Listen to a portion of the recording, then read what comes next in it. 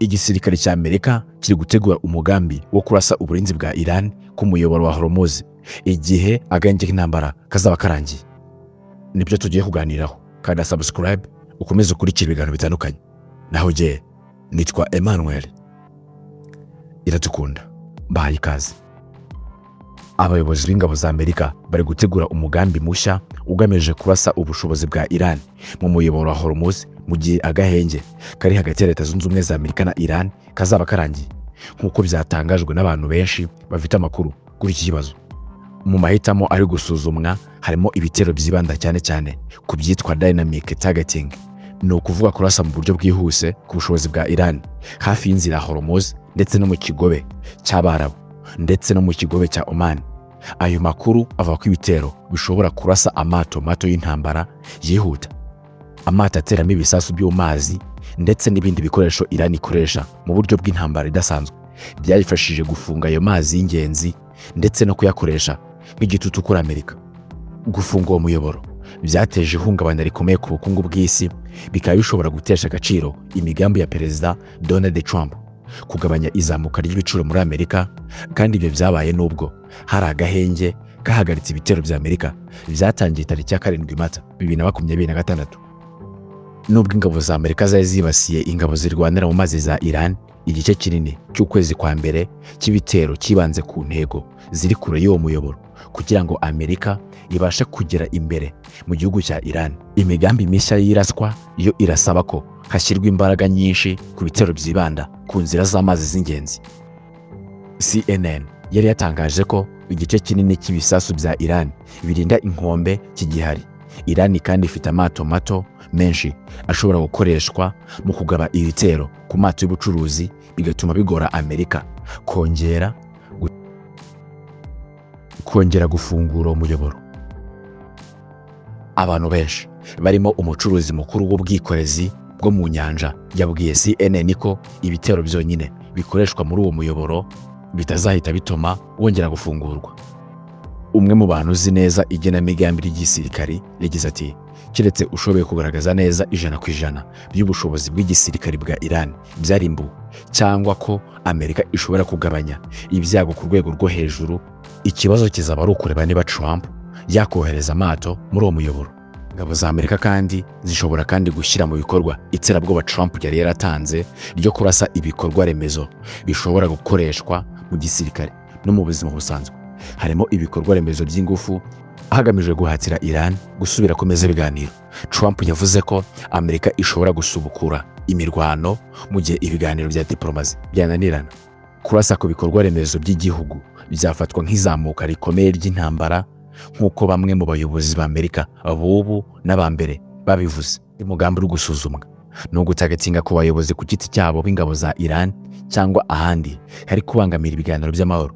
Muri abo harimo Ahmed Vahidi uyobora ingabo za Islamic Revolutionary Guard Corps IRGC, nk'uko umwe mu batanze amakuru yabivuze.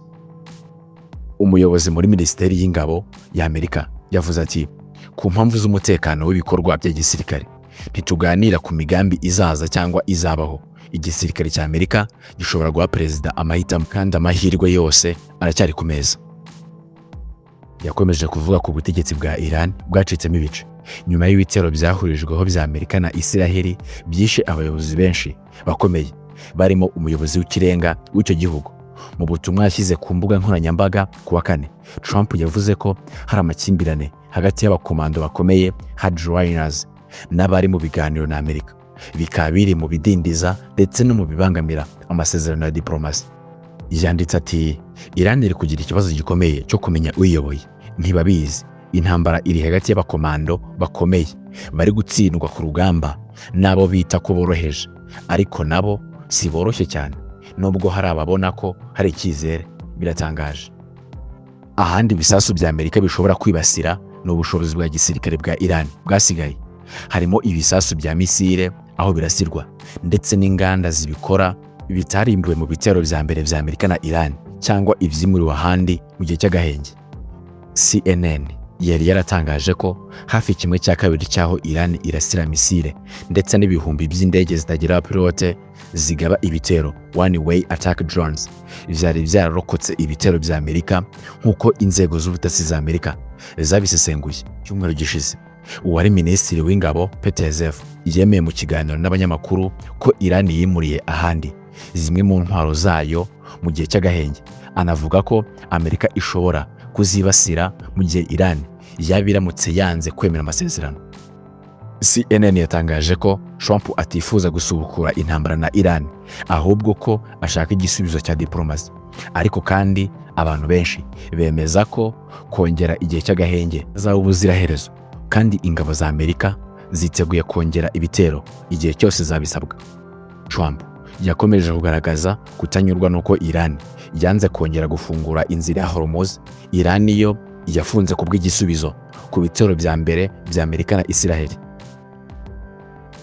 Kugeza ubu Navy ya Amerika cyangwa se ingabo zo mu mazi za Amerika zifite amato 19 mu burasirazuba bwo hagati, harimo n'amato 2 manini atwara indege z'intambara ndetse n'andi 7 mu nyanja y'Ubuhinde.